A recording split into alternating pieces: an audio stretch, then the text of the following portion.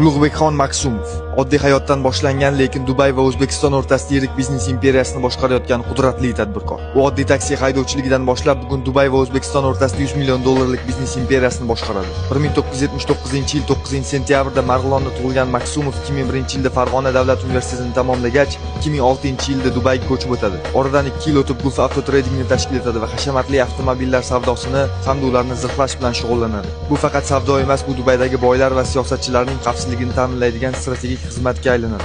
2012-yilda Dubayda 157 ming kvadrat fut maydonga ega Incas Vehicle zavodini ishga tushiradi. Bu zavod oyiga 50 ta zirhli transport vositasini ishlab chiqaradi va 2013-yildan beri 150 million dollardan ortiq mashinalar sotgan. Mashinalardan faqat Birlashgan Arab Amirliklarida, balki Yevropa va Afrikadagi maxsus xizmatlar tomonidan ham xarid qilinadi. Moliyaviy qudrati ham e'tiborga loyiq. Kapitali 100 million dollar atrofida baholanadi. Kompaniyalarning yillik daromadi esa manbalarga qarab 1,5 million dollar oralig'ida. Ijtimoiy tarmoqdagi faoliyati ham unga yiliga 1,7 million dollar qo'shimcha daromad keltiradi. Maksumovning shaxsiy hayoti ham hashamat ramziga aylangan. Uning qo'lida Richard Mille soatlari eng oddiy modeli 100 ming dollardan boshlanadigan, limitlangan narsalar esa 4 million dollarga auksionlarda sotiladigan soatlar. Bu aksessuarlar nafaqat vaqtni, balki boylik va ta'sir doirasini ham ko'rsatadi. Ulug'bekxon Maksumov ochgan zavodlar, ko'tarilgan loyihalar va ortidagi kapital uning haqiqiy qudratini ko'rsatadi. Maksumovning izi iqtisodiy tizim va xavfsizlik bozorida aniq seziladi.